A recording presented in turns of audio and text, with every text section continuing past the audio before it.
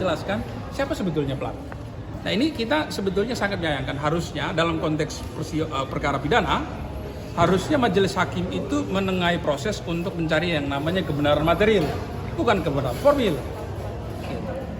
Itu yang pertama. Yang kedua, kita menilai bahwa majelis hakim ini terkesan menurut penilaian kita, terkesan itu cukup mengintervensi dan mengarahkan jalannya persidangan. Kenapa? Karena setiap kali pertanyaan-pertanyaan yang kita sampaikan itu selalu ditekankan ini sudah ditanyakan. Padahal sebetulnya untuk kepentingan pembelaan klien kami berhak untuk bertanya. Saya secara pribadi sebetulnya punya banyak pertanyaan yang kemudian terkait dengan saksi-saksi yang ada tadi. Tapi karena memang terkesan ada intervensi dari majelis hakim, ya bagi kita ya ngapain gitu. Itu yang kedua. Lalu yang paling penting itu kan sebetulnya itu begini. Kenapa terjadinya kerusuhan? Gitu. Jadi apa yang menjadi dasar terjadinya kerusuhan sehingga orang mendatangi rumahnya si Uya Kuya? Nah itu yang kemudian tadi tidak secara arif dia menjelaskan sebetulnya. Harusnya dia yang adalah saksi yang mengatasnamakan dia korban, tapi sebetulnya dalam konteks kerusuhan itu dia adalah pelaku. Ini yang harus teman-teman media garis bawahi. Dalam konteks terjadinya kerusuhan itu pemicunya siapa? Salah satunya dia. Gitu. Nah harusnya dalam forum persidangan tadi, gitu. Jangan para terdakwa yang meminta maaf ke dia, harusnya dia yang minta maaf dong kepada para terdakwa atau kepada seluruh rakyat Indonesia. Dan ada beberapa statement yang sebetulnya cukup mengganggu kita. Semisal begini, dia menyampaikan, nanti teman-teman bisa cek kembali rekaman yang ada. Dia menyampaikan bahwa orang yang datang ke rumahnya itu, dia yakin bahwa akan menjarah. Itu statement yang sangat berbahaya. Bagaimana dia bisa membuktikan bahwa semua orang yang datang itu menjarah? Bisa saja ada orang yang datang untuk menonton, untuk merekam, gitu. Atau untuk datang misalkan mencari, ada yang mungkin suaminya atau istrinya ikut ke situ datang mau panggil, gitu. Bisa aja. Gitu.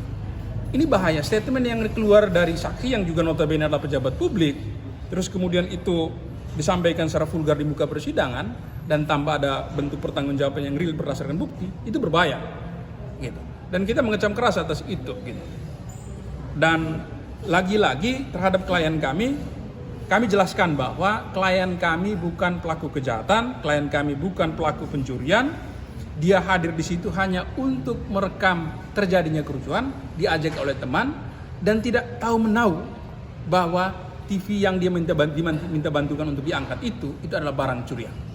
Itu poin yang menjadi entry pembelaan kami sesungguhnya. Sebetulnya banyak pertanyaan yang harus kami sampaikan, tapi karena memang kesan kepemimpinan majelis hakim yang tadi bagi kami tidak independen, kami urung untuk bertanya. Dan kami minta bahwa Komisi Yudisial tolong untuk mengawasi jalannya persidangan ini. Karena dari proses persidangan tadi kami menduga ada indikasi bahwa hakim ini tidak fair dalam memimpin jalan persidangan. Dan itu masuk dalam konteks kode etik dari majelis hakim. Demikian. Harapan Bapak sendiri selaku kuasa hukum dari... Kami berharap mereka bebas, majelis hakim bisa mengambil keputusan untuk membebaskan keempat-empatnya.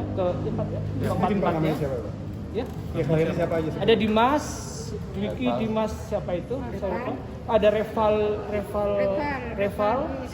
Anissa sama Wardah.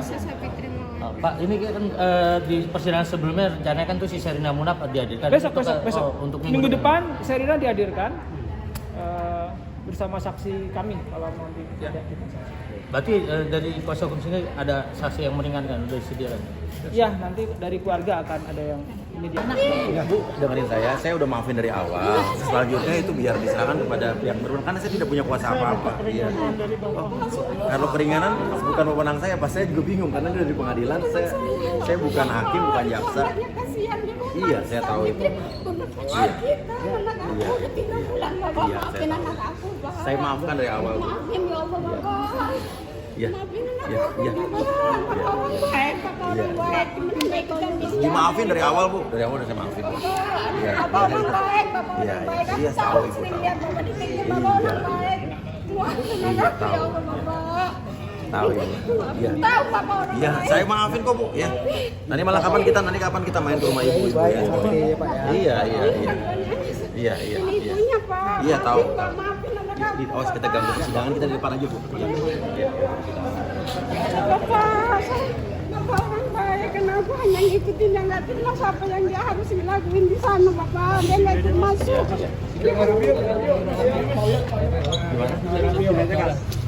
Wawancara dulu. Aku masih dulu. Iya.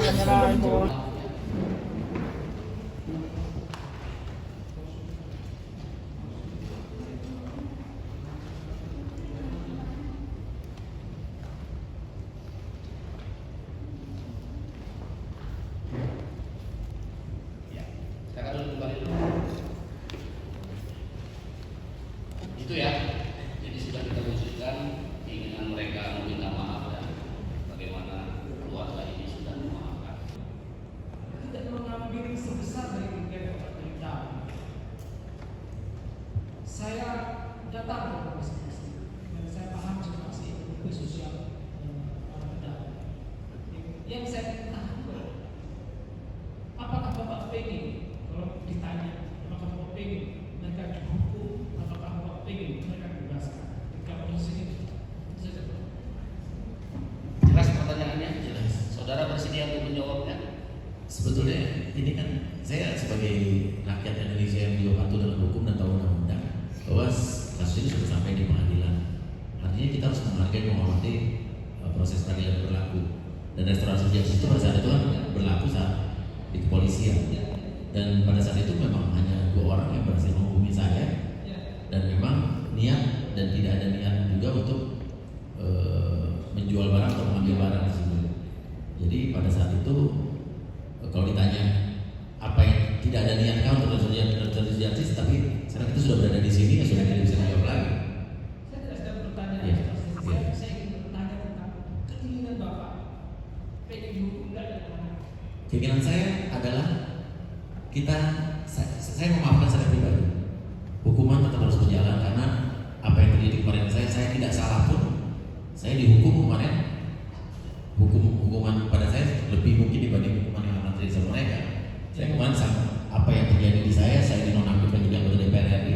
Walaupun saya tidak salah, walaupun akhirnya saya juga diputuskan tidak bersalah, saya tetap terima. Dan Ya, ini intinya kita cukupkan. Iya. Saya jawab seperti ini. Biarlah nanti hukum yang akan menyelesaikan masalah ini. Tapi yang jelas, Pak, awal ini hari ini meminta maaf secara pribadi kepada saudara dari sisi kemanusiaan. Saudara bersedia menerima maaf dan salam ini? intinya yang mulia, sebelum mereka minta maaf pun saya sudah memaafkan mereka. Ya, tapi ini kan perlu dilihat di persidangan, Pak. Oh iya. Untuk melihat bahwa mereka Iya bersedia, sangat bersedia. dan Bapak pun serius memaafkan. Sangat bersedia. Tapi ini tetap kita garis bawahi hanya dari sisi kemanusiaan. Demikian ya. Ya, yang mulia. Anda bertiga